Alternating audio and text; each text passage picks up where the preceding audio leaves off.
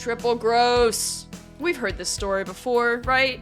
Oh no, it's okay. We're gonna civilize them and teach them English and the ways of God and make their lives better because their lives will look more like our lives, so it's totally fine what we're doing.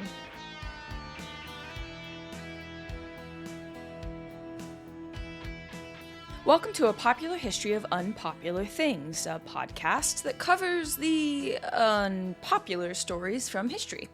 Tales about disease, death, and destruction. I like learning about all things bloody, gross, mysterious, and weird. In my last episode, I talked about the Benders, a family of killers who murdered travelers on the Osage Trail in Kansas and stole their stuff. And in that episode, I gave a generalized history of westward expansion, referencing the fact that I hadn't yet done an episode on the impact of all of that westward expansion on the indigenous populations who had lived there for centuries. So today, we're going to start covering it. I say start covering it because you certainly can't handle it or, wrap it up in a single episode and topic, but you know what I mean. Now, in my experience, growing up and later working in New Jersey public schools, coverage of this general topic started and ended usually with a quick slide on the Trail of Tears, the forced relocation of Cherokee and other indigenous groups from the southern U.S. towards the Midwest. When I became a teacher myself in 2012, I taught predominantly world history, so I had even less time to spend on this topic than the U.S. history teachers. And while the Trail of Tears is undoubtedly an important story and an important part of American history, today I want to broach this topic by talking about a similar event, but one that doesn't come up as frequently, at least here on the East Coast, the Navajo Long Walk. And no, not the Stephen King novel or that recent film adaptation with Mark Hamill as the main antagonist. Nothing to do with that. Just same names, completely different concepts. Although I did really enjoy that story. Super interesting premise, really gross set pieces, relatively faithful adaptation. I'm not going to say any more about that, though, in case you still want to read the book and or watch the film. And as usual, like literally everyone says, read the book first. The book is always better. I know I've been mentioning Stephen King a lot lately. There's a reason for it. I'm currently on a mission to read all of his books in the order that he wrote them, so I'm still pretty early in that journey. So I imagine he's going to come up again in future episodes, but I digress. In the 1860s, the people we call the Navajo, but who call themselves the Diné, were removed from their ancestral homelands. I'm going to try to use Diné for the rest of the episode, as that's the proper term, though I'll leave the original texts that use Navajo or Indian to be more authentic to the source material. So, let's get started. I'd like to begin, as usual for an AF-Out episode, with the history surrounding the subject matter. It's important for us to place the Long Walk in historical context. What was happening in the United States that led to the government forcibly relocating thousands of Diné south out of their ancestral home? Why did they do it? Now, we could start really far back, like the arrival of the first Pilgrims and their interactions with the various indigenous groups in New England and on the Atlantic coast, but I'll spare you a 5-hour-long episode. Instead, I'm going to start with everyone's favorite warmongering president. Let's go back to the era of 7th President Andrew Jackson. On May 28th, 1830, Jackson signed the Indian Removal Act into law. Here's a lightly edited selection from that act. I removed any subclauses that made it hard to follow along, but tried to leave much of the original language. Quote, "It shall and may be lawful for the President of the United States to cause so much of any territory belonging to the United States, west of the river Mississippi, not included in any state or organized territory, to be divided into a suitable number of districts for the reception of tribes or nations of Indians as may choose to exchange the lands where they now reside and remove there. And be it further enacted that it shall and may be lawful for the President to exchange any or all of such districts with any tribe or nation of Indians now residing within the limits of the United States or its territories.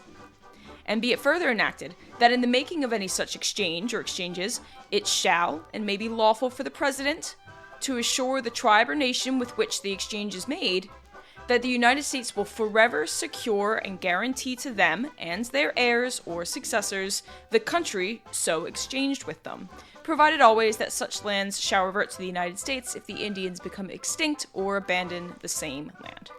Approved May 28, 1830. End quote. So, essentially, if there are indigenous groups living in the United States or any of its claimed territories, the president can exchange the lands they live on now for other territories out beyond the Mississippi. Most of which, when you look at maps from 1830, is just labeled unorganized territory. There were some settlements west of the Mississippi, like in Missouri or the Arkansas Territory, some small parts of Louisiana, but that's about it. We're not out gold mining in California yet, right? We're not there. It's before that. So basically, get out of the U.S. and get off your ancestral lands and just go live over there where we haven't actually settled yet. Okay, but why, though? Let's do a little bit of context within our context. Why did Jackson want to kick the indigenous groups out of the established U.S. and across the Mississippi River into uncharted territory? I mean, this act didn't come out of nowhere, right? What was going on? So in the beginning of the 19th century, that's the 1800s, Americans were starting to migrate further inland from the coastal settlements that characterized earlier settlement patterns. And when they moved into modern-day Alabama and Mississippi, Americans found themselves at odds with the indigenous groups who lived there. Now, it's important to note that this is not the first time white Americans are encountering indigenous groups. That goes all the way back to the first settlers. Go listen to my episodes on the Salem witch trials, or Jamestown, or Roanoke for more information there. But these 19th century settlers wanted these lands in Alabama and Mississippi, so they started petitioning the government to remove the offending human beings off of lands that they believed should be theirs. A concept not unique to the American experience, but one that does pop up quite a lot in history in modern times. Who cares if the land is yours? I just showed up and now I want it, right? I mean, that happens so much, unfortunately.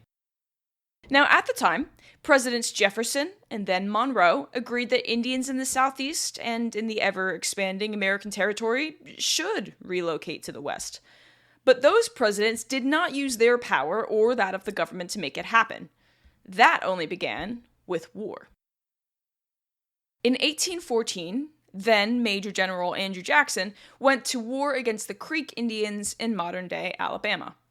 This early period of American history is fraught with conflict between white settlers and indigenous groups, as you could probably expect. There was a lot of tension between those who had lived on land for generations and those who wanted to live on that land now. Violence escalated back and forth, culminating in the Battle of Horseshoe Bend. Jackson and his troops won, and as part of that victory, he forced the Creek leaders to hand over 23 million acres of land to white settlers.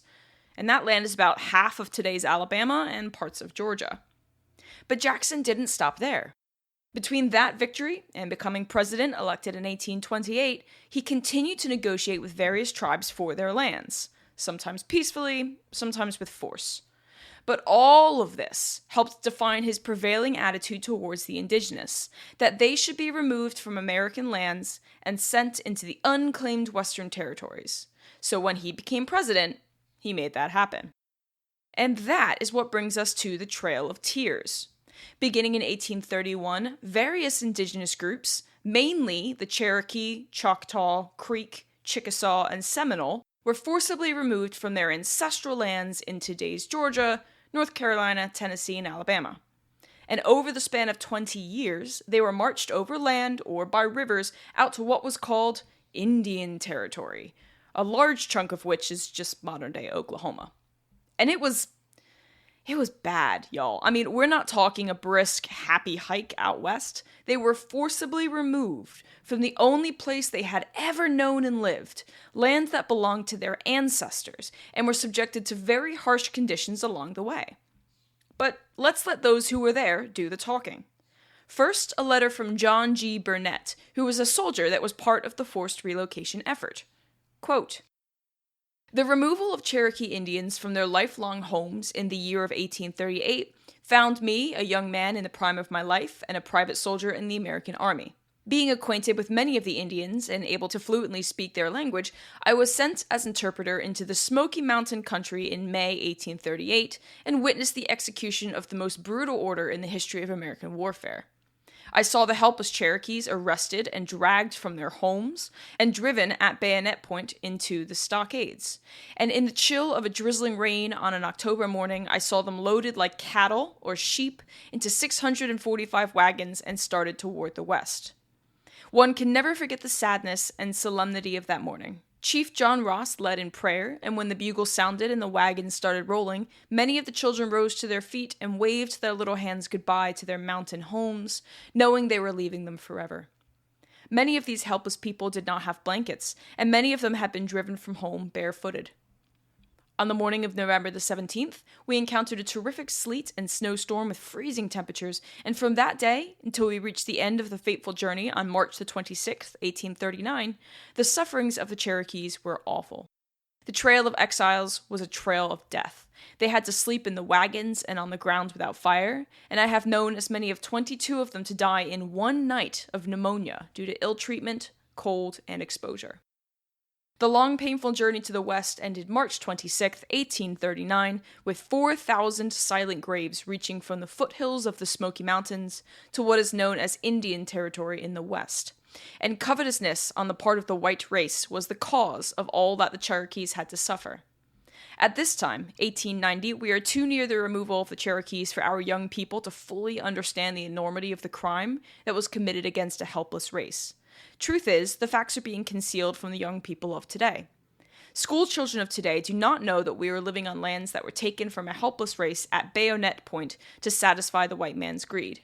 Future generations will read and condemn the act. Let the historian of a future day tell the sad story with its sighs, its tears, and dying groans." End quote. And hey, I suppose I'm doing just that.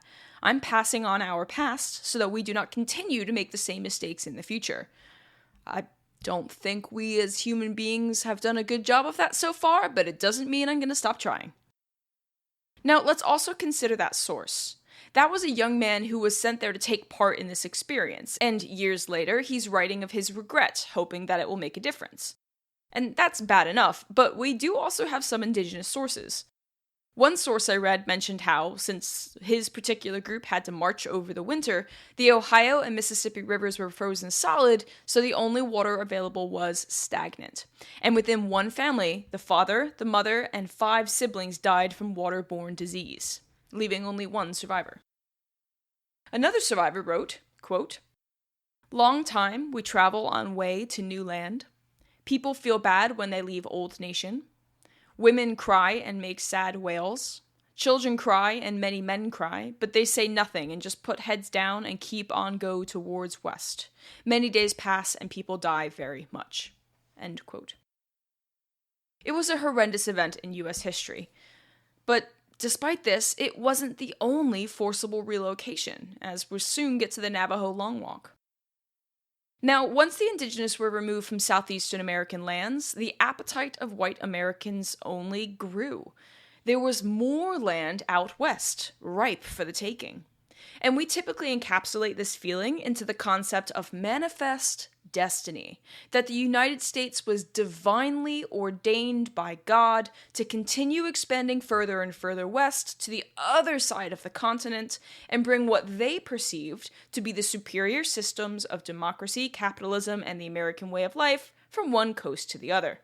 It's what led in part to the Mexican-American War, fought between 1846 and 1848.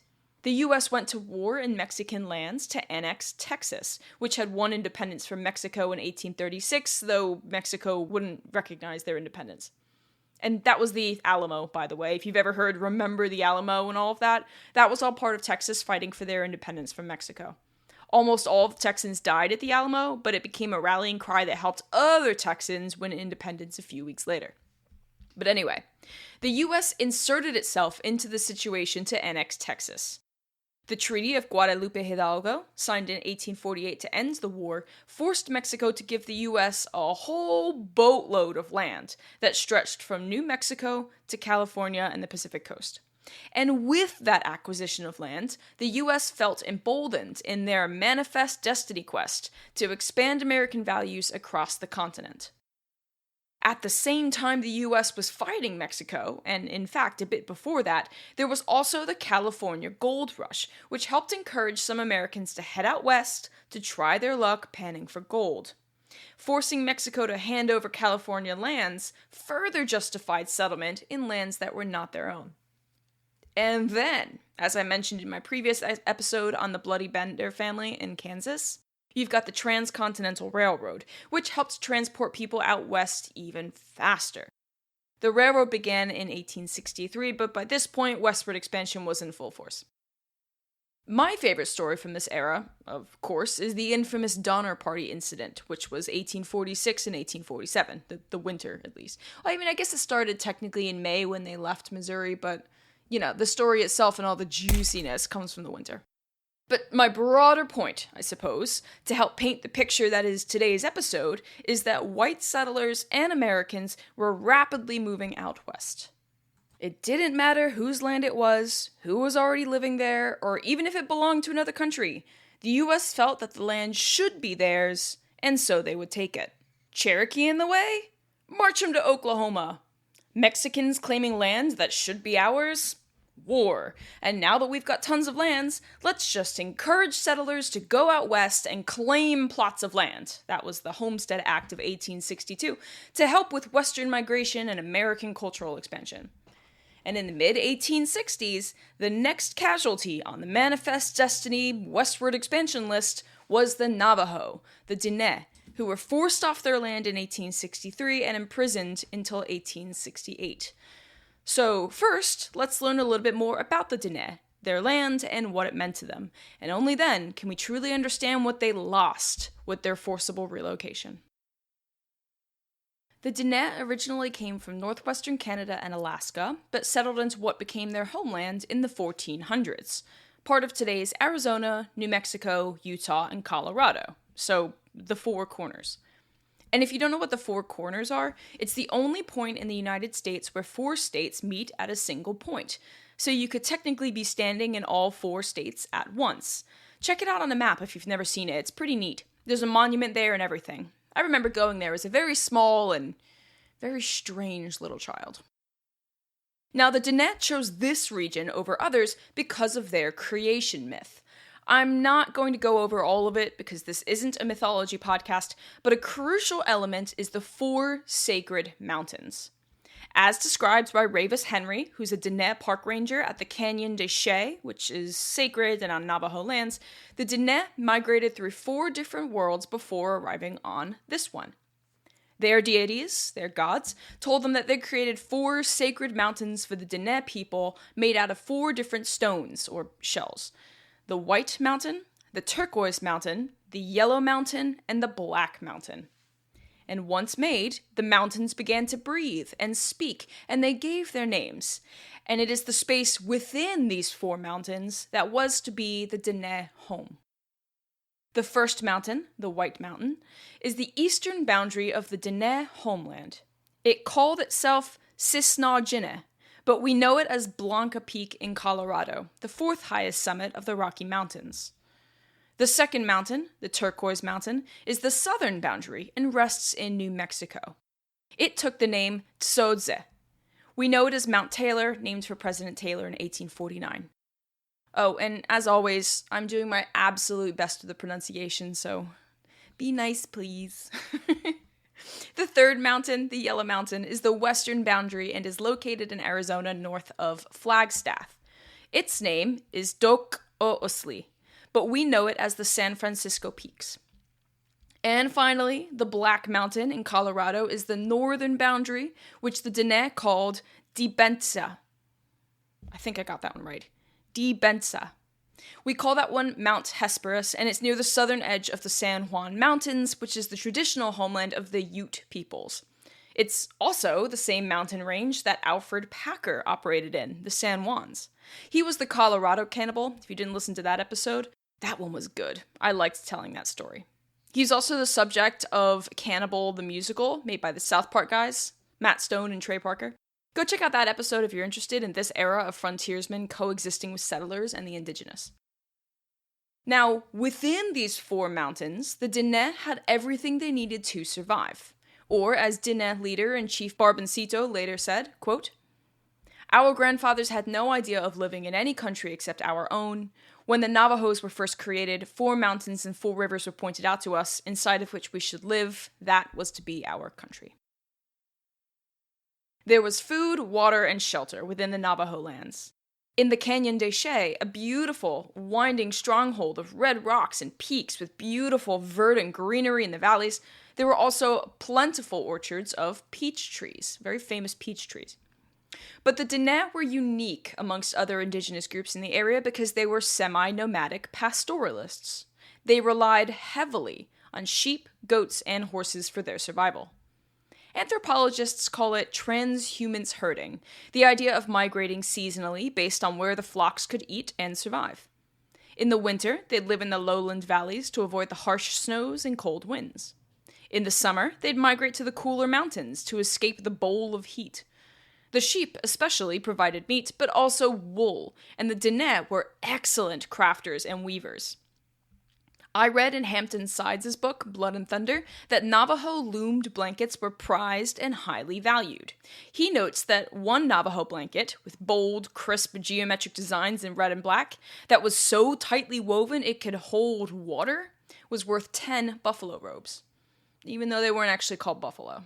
They were bison. American bison. We just call them buffalo for reasons, because they used to call them buffalo, but there's distinct difference, okay? There are no buffalo in North America, only bison. Sheep were so integral to their existence that the Diné were known for raiding local settlements and other indigenous groups for their livestock, acts that made them a lot of enemies, amongst other indigenous, like their historic enemies, the Utes, as well as local settlers and the Mexicans to the south. And to the fast-arriving Americans, there was a growing sense of unease and confusion about the Diné. Many feared Navajo raids, and so there was a growing clamor to do something about them. Let's start covering the history that leads to the long walk. So when we try to answer the question of why the Diné and why that moment in history, the simplest answer is this.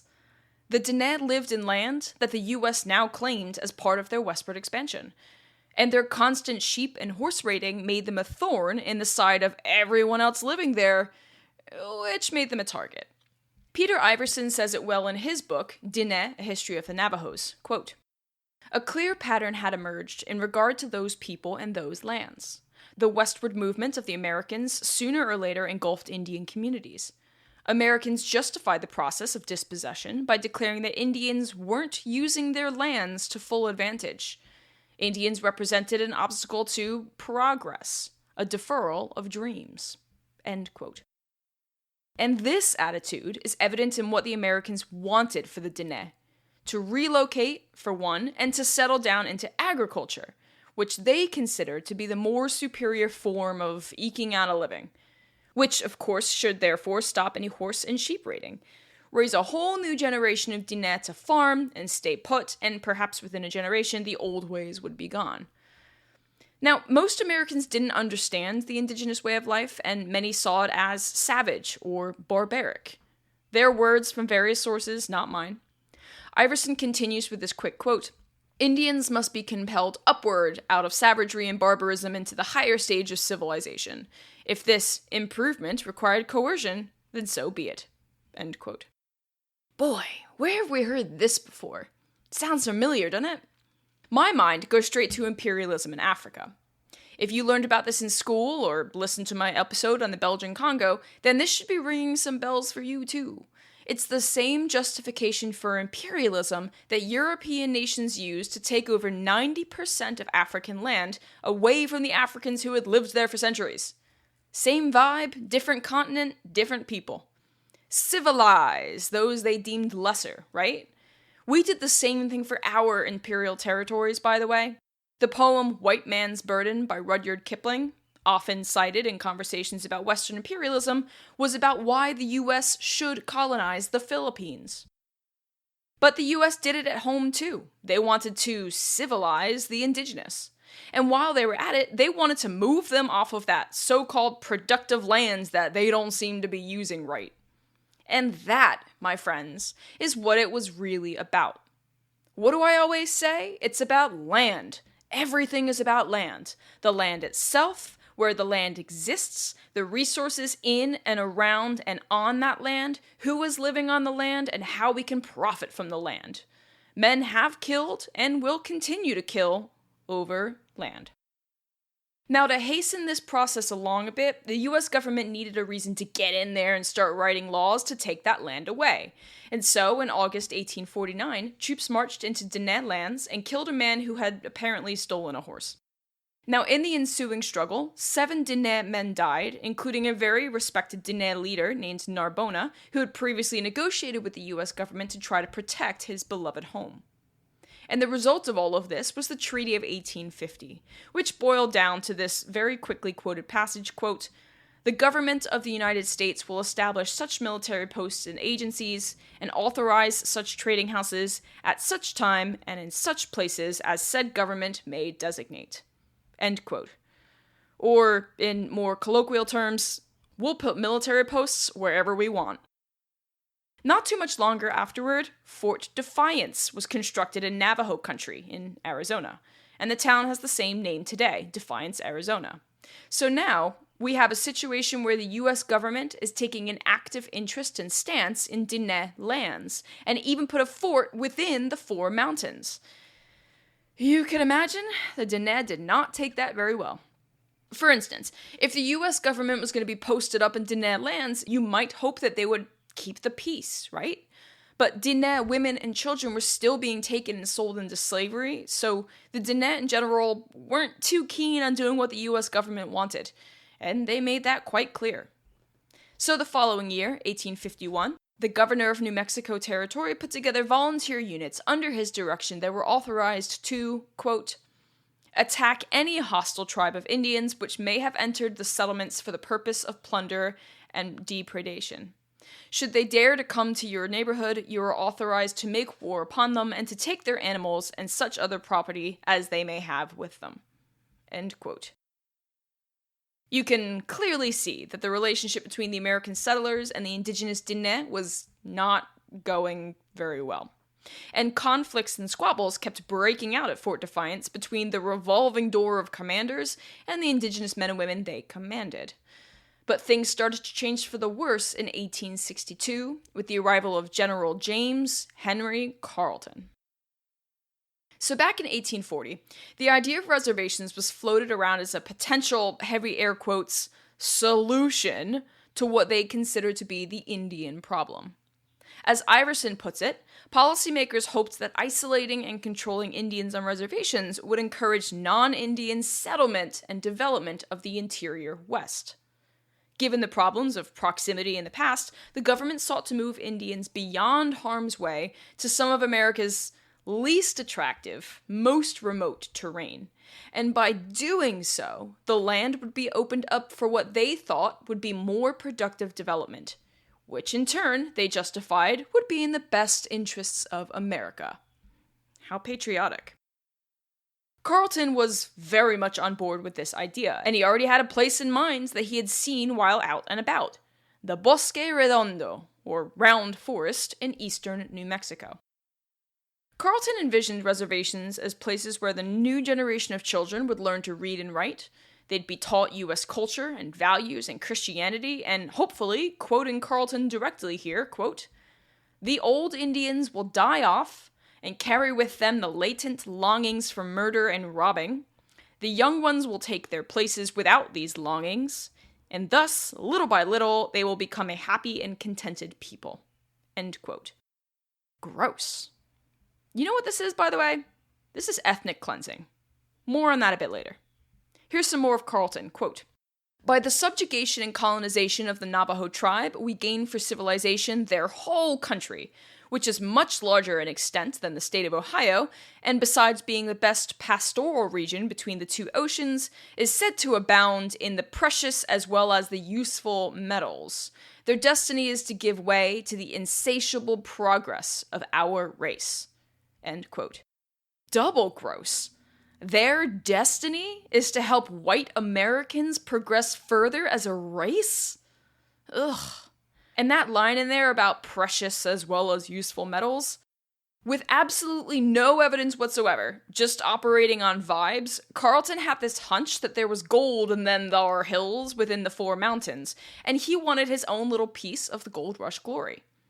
There was gold in California, right? And they found gold in Colorado, so why not also New Mexico? The territory was under his control, after all, and he wanted some glory. His other colleagues were all fighting battles in the Civil War while he's over here in charge of New Mexico, and he wanted to make a name for himself. And boy, did he. So to do that, he would move the Diné out of their sacred Four Mountains to a faraway place on the Pecos River, the Bosque Redondo, as I mentioned earlier. He wanted to bring them, quoting Carleton again, quote, away from the hills and hiding places of their country, and there to be kind to them, to teach their children how to read and write, teach them the art of peace, teach them the truths of Christianity. Soon they will acquire new habits, new ideas, new modes of life. The old Indians will die off, the new ones will take their place, and the Navajo wars will be remembered only as something that belongs entirely in the past. End quote. Triple gross. We've heard this story before, right? Oh, no, it's okay. We're gonna civilize them and teach them English and the ways of God and make their lives better because their lives will look more like our lives, so it's totally fine what we're doing. The 19th century was full of stories of the Western world doing this to those they perceived as lesser, and it is a horrible stain on our collective history.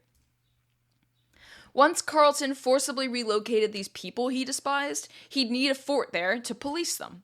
Fort Sumner, named after a commanding officer, not to be confused with Fort Sumter in South Carolina, which is where the first and opening shot of the Civil War took place, only a few years earlier, actually. So he started construction on Fort Sumner almost immediately after taking office in New Mexico. And the site itself, the Bosque Redondo, well, it was awful. He thought it was nice enough. It looked nice. It had a beautiful pocket of trees. It was on a river. But when his men went to check it out before the whole process started, they noted it was too far away from supplies. Building materials would need to be carried over great distances, so it wasn't very feasible. There's no infrastructure, right? The water wasn't clean. It tasted funny, and it was too alkaline. And it was subject to spring floods. But Carleton didn't care, and he scoffed at their general disapproval and went ahead with his plans anyway. So the idea was formed, the site was chosen, and now the hard part. How does one forcibly relocate an entire civilization of people off their ancestral lands when you know they're going to fight you back? And for this, Carleton turned to his friend, the famous Kit Carson. So in preparation for this episode, I read a whole bunch of sources on the Diné, on Carleton, on Kit Carson, and more, and I really liked this general description of Kit Carson from Hampton Sides' book, Blood and Thunder. Quote, Christopher Carson was a lovable man. Nearly everyone said so. He was loyal, honest, and kind. In many pinpointable incidents, he acted bravely and with much physical grace. More than once, he saved people's lives without seeking recognition or pay. He was a dashing good Samaritan, a hero even. He was also a natural-born killer. It is hard to reconcile the much-described sweetness of his disposition with his frenzies of violence. Carson could be brutal even for the West of his day, a West so wild it lacked outlaws, for no law existed to be outside of. His ferocious temper could be triggered in an instant. If you crossed him, he would find you. After participating in a preemptive attack, others called it a massacre, on an Indian village along California's Sacramento River, Carson pronounced the action a perfect butchery. End quote. Kit Carson, like many other young men in the era of westward expansion, yearned for the freedom a life in the mountains could offer. so he went west at a young age and learned from various mentors over the years. I'm not writing an episode on Kit Carson, though, so I'll skip through most of his biography. You can read Hampton Sides' book for that. Pretty interesting, though. What's important to know about Kit Carson was that he lived amongst various indigenous groups for much of his adult life and made a home in Taos, New Mexico. I know I'm pronouncing that wrong. Taos? I'm gonna go Taos, New Mexico. He was friends with the Utes, who you may recall were enemies of the Navajo, so it's logical to think that Carson carried these biases with him. His exploits out west in various arenas made him famous. His friend and mentor, John C. Fremont, was sent out west in the 1830s on a geographical surveying expedition, and in the 1840 report he produced, made Kit Carson an absolute legend. And from this, various writers turned Kit Carson into a literary hero as well, sensationalizing his adventures and making him a household name. So when Carleton needed someone he can trust, who knew the land, the men who lived there in several languages, he turned to Kit Carson, and the two quickly became friends. Carleton first had Kit Carson, and yes, I'm going to keep using his nickname and last name together to help distinguish him from Carleton, which I fear I might slur together into one name otherwise. Carleton, Carson. I mean, yeah, I get they're different names, but knowing me, if I just keep them super separate, it'll be easier. So Carleton had Kit Carson do a trial run of sorts on another indigenous group, the Mescalero Apaches.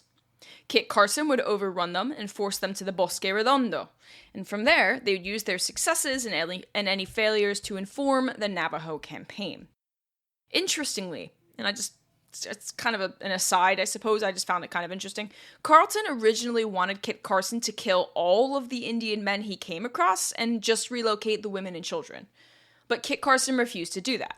After all, he grew up around various indigenous groups and was friendly to many. But his loyalty was first and foremost to the Union and to his country, and he was very much on board with the idea of relocating the Diné to the south. But he drew the line at indiscriminately murdering all of the indigenous men simply for being indigenous men. This trial run with the Mescalero Apaches was a success, so Carleton wanted Kit Carson to head immediately to the Four Mountains and its roughly 12,000 inhabitants. He commanded nearly 1,000 men, comprised of U.S. Army officers, New Mexican volunteers who were sick of the Diné raids on their land, Pueblos, and Utes. Now, Carleton had given the Diné a chance to surrender before Kit Carson came in and did the job by force. After the Mescalero Apaches were moved, Carleton met with Navajo leaders and told them, essentially, that they had 6 months to move peacefully. And if by the end of that 6 months, the Diné leaders did not come back to him peacefully and agree to those terms, then he would use violence to get the job done. It's not much of a choice, really. Move peacefully or we'll move you forcefully. But the Diné didn't come back, and so Carleton felt he had done his Christian duty and had attempted to solve this peacefully. He could sleep at night, right? He tried. Which is really just nonsense. He just wanted a justification for what he was about to have Kit Carson do. And so, he drew up General Order Number 15. Quote, "For a long time past, the Navajo Indians have murdered and robbed the people of New Mexico. It is therefore ordered that Colonel Christopher Carson, with a proper military force, proceed without delay to Navajo country, and there to prosecute a vigorous war upon the men of this tribe." End quote. So, Kit Carson moved in. And as they marched into Navajo territory, they destroyed lands and crops along the way. They went full scorched earth, the policy of destroying everything as you go so your enemy can't make use of it.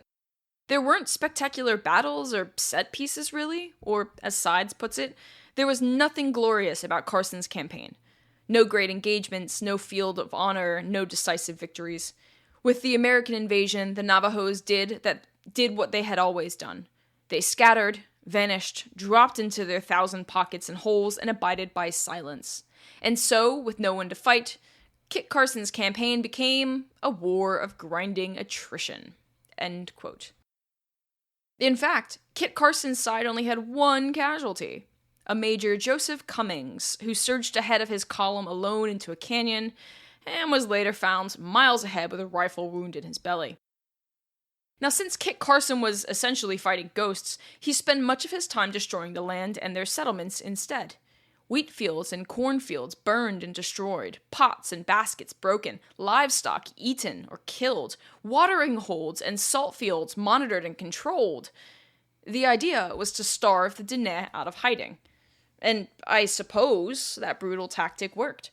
As Iverson wrote, quote, "The maelstrom of destruction and death brought by Carson and his men and their native allies had the desired effect. Thousands of Navajo were starving or freezing to death. Countless others had died." End quote. Kit Carson estimates that 2 million pounds of food was burned, thousands of acres of ripe harvestable food. And when the Diné could get out to find supplies, they found that everything was destroyed. Orchards cut down, fields ruined, livestock taken away. As this war of attrition went into the winter, many Diné starved to death, cut off from their food and water sources. Some surrendered earlier than others. A group of about 60 refugees hiding out in the Canyon de Chelly came to Kit Carson, telling him, quote, "Because of what your soldiers have done, we are all starving. Many of our women and children have already died from hunger. We would have come in long ago, but we believed that this was a war of extermination." End quote. And when Kit Carson assured them that they would be moved to a new location, they were happy, I guess. It's better than the alternative, slowly starving to death, which they had already been doing. Some of these refugees went back into the canyon to tell the others they could give themselves up and live, rather than starve to death in the cold. Kit Carson took this as a sign the war against the Diné was going very much in his favor, so he progressed even further into the canyon itself. He ordered his men to lay waste to all of it, go even more scorched earth on the land, including the prized peach orchards of the Canyon de Chelly, and anyone who willingly surrendered would be spared, and any resistance would be put down. I like how Hampton Sides puts this next part, quote, "It's hard to fathom how this played out on the Navajo psyche. To obliterate the grand old peach orchards was a final thumb in the eye, as if to say, everything that you are, everything that you have is forever disgraced. The Navajos would never forgive him for it." End quote. Many surrendered. It was that or starvation, really. More and more came as the months went on, and soon enough it would be time for the long walk out of the Four Mountains and into the Bosque Redondo. So, again, the long walk is a bit of a misnomer. It wasn't a walk, it was a forced march. Starved, emaciated Diné were forced to head several hundred miles south and east to the new Fort Sumner. They didn't know where they were going, how long it would take to get there, what they would find when they arrived, or how long they'd be stuck there. It also wasn't a single event. There were 53 different episodes of Diné being marched to their new reservation dating from August 1863 to the end of 1866. Sometimes it was just a few dozen, other times hundreds, and there also wasn't one single route. I put a link to a website run by DinéLandUse.org in the description showing a map of all the various routes the Diné were marched along. Check it out next time you're able to, it's pretty cool. Now, you could imagine that this journey would be difficult in perfect weather, but for all, it was not only a physically difficult trip, but a psychologically difficult one as well. They were being forced from their ancestral home to a new place, and they feared what it would be like. Here are some primary sources about the trip itself, told from Diné, who survived the long walk. One man, Kelli, said that, quote, "It was horrible the way they treated our people. Some old handicapped people and children who couldn't make the journey were shot on the spot, and their bodies left behind for crows and coyotes to eat." Another man, Gus Big Horse, noted that, quote, "The trip is on foot. People are shot on the spot if they say they are tired or sick, or if they stop to help someone. If a woman is in labor with a baby, she is killed. Many get sick and get diarrhea because of the food. They are heartbroken because their families die on the way." A woman named Lucy Tapahonzo reports that, quote, "2 women were near the time of the births of their babies, and they had a hard time keeping up with the rest. Some army men pulled them behind a huge rock, and we screamed out loud when we heard the gunshots. The women didn't make a sound, but we cried out loud for them and their babies." Their new home, if you could even call it that, they called it Huelde, and it was as awful as they feared. It was flat, it was barren, it was there's just nothing there. There were no mountains in view. And they were imprisoned there from the winter of 1863 to June of 1868. Life at Fort Sumner was not what Carleton had promised. But are we even really surprised to hear that at this point? When did colonizers ever make good on the promise that they would make life better for those they colonized? that they'd educate them, teach them to read and write, introduce religion, teach them agriculture, etc., etc. That's not what government-led colonization is about, right? Sure, maybe some individuals want to do some good along the way, and sure, maybe some countries have in the long run benefit from it, but the whole process of colonization is a violent act, and it always ends in violence. There were some attempts at educating the children in the ways of Western civ, but it was so far removed from their way of life that it just failed. And really, it wasn't about empowering the next generation of Diné children. It was about indoctrinating them into Western American values so they would replace their parents' and ancestors' ways of thinking. Carlton said as much in his letters, right? While imprisoned at Fort Sumner, the Diné were hungry all of the time. There just wasn't enough food to feed everyone, and the rations weren't enough to stave off that hunger. Now, the Diné could farm. They weren't completely nomadic. They were especially skilled at growing corn, but the land at the Bosque Redondo was awful. There were insects that ate all the crops. The climate was harsh. There was poor soil. It made agriculture almost impossible. Starvation and poor conditions also made disease a problem, and many died of dysentery. Ooh, fun side tangent time, because you know I love enthusing about disease. And if you didn't know that I like enthusing about disease, welcome to the podcast. I love talking about diseases and how impactful tiny microbes have been on our human history. But to be fair, I don't think I've had many episodes lately where I had the chance to talk about disease, but I do today. Dysentery is an intestinal infection, usually transmitted by bacteria such as Shigella, Salmonella, E. coli, or Campylobacter. It's worth noting that there is a parasite named Entamoeba histolytica, which can also cause dysentery, though that's usually in tropical regions where that amoeba exists. Now, since it's an intestinal bacterial infection, expect intestinal symptoms: severe bloody or mucousy diarrhea, abdominal cramps, fever, nausea. You can get it through contaminated food or water or from poor hygiene. Intestinal diseases like dysentery, and also ones like cholera, can lead to dehydration. This is true of any minor infection that leads to diarrhea, by the way. You expel so much fluid that you can get dehydrated. With cholera, it's a bit different because it also prevents your cells from taking in water, but it's not a cholera episode. I've done cholera episodes. This is not a cholera episode. Now, the solution, of course, is to rehydrate. In the modern era, we do this with water and electrolytes, or with a salt solution, an oral rehydration solution, right? Now, we also, of course, have antibiotics to kill off any bad bacteria. Well, the Diné, who were forcibly relocated to the Bosque Redondo, didn't have any of that. Antibiotics weren't discovered until the 20th century, and were only available on the market from 1933 onwards. So not the mid-1860s. And also, I don't have any faith that they would have been given these antibiotics, even if they were around, but that's just me. And as far as rehydrating with water, the Pecos River was not clean. It was alkaline and poor quality. And I can also imagine it was used for all manner of things, so I bet there was fecal matter and other contaminants in the water as well, which is exactly what you don't want in a squalid camp where people are already sick and stressed and starving. Now, beyond things like agricultural issues and disease, there were also external forces picking off the Diné, notably the Comanche, who would raid the Diné and other indigenous groups quartered off of the Bosque and steal women, children, and horses.